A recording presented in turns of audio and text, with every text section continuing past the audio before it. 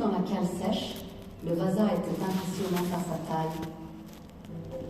Haut comme un immeuble de 4 étages, même sans son tableau arrière.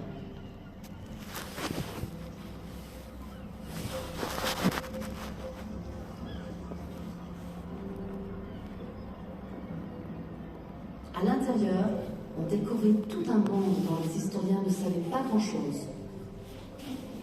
Le Vasa était une société du XVIIe siècle en miniature, absolument unique. Une machine à remonter le temps où la vie s'était figée lors du naufrage le 10 août 1628 dans l'après-midi.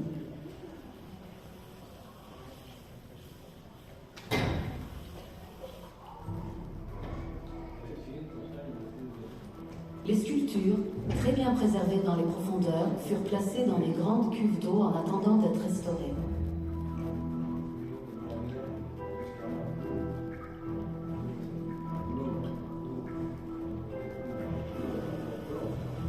L'épave devait être constamment aspergée d'eau pour éviter que le bois ne se décompose en se desséchant.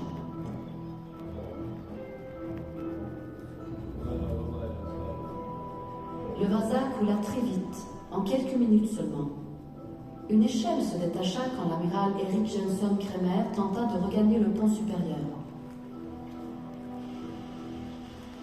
Le seul objet d'or retrouvé à bord est une bague. Est-ce Kremer qui l'aurait perdu en tentant de s'échapper à la dernière minute?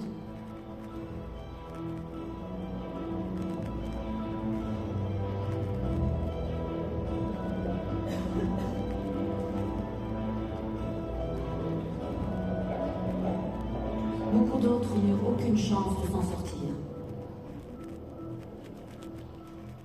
Ce matelot resta coincé sous un canon. L'eau saumâtre et pauvre en oxygène, ainsi que la vase, conservèrent les vêtements et les chaussures qui étaient encore à ses pieds quand il fut retrouvé.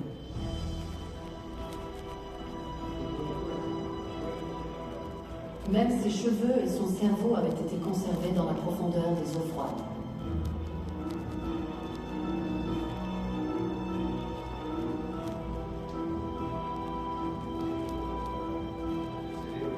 Des fragments de squelettes de 15 personnes furent retrouvés, ce qui permit à des ostéologues de savoir ce que l'équipage mangeait et de quelle maladie il souffrait.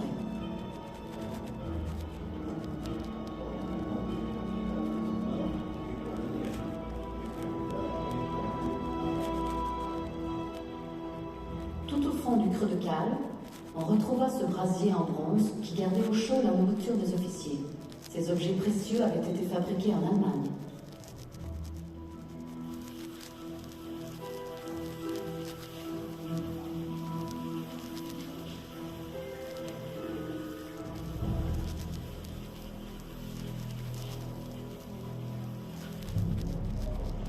Pendant le procès qui suivit le naufrage, l'officier chargé des interrogatoires demanda si les canons étaient mal arrimés. Mais ce n'était pas le cas, car tous les affûts des canons, sur le pont inférieur, étaient à leur place.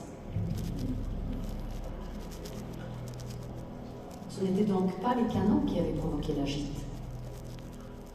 Le problème était la hauteur et l'étroitesse du vaisseau, ainsi que l'insuffisance de lest dans le creux de cale, d'où un tirant d'eau trop faible.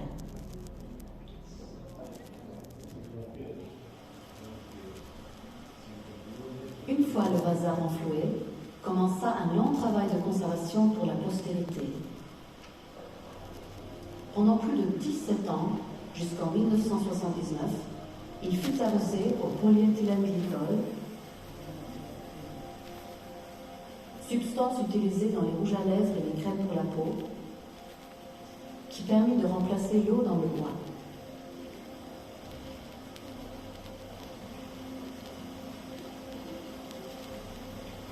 Ce vaisseau est l'un des plus grands objets jamais conservés.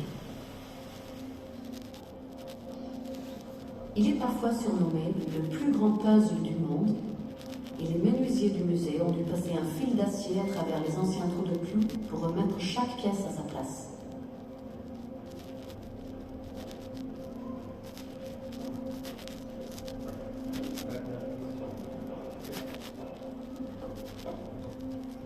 Dans le creux de cale Rien n'a changé depuis le XVIIe siècle, et l'on peut admirer l'habileté des menuisiers qui assemblèrent les moellures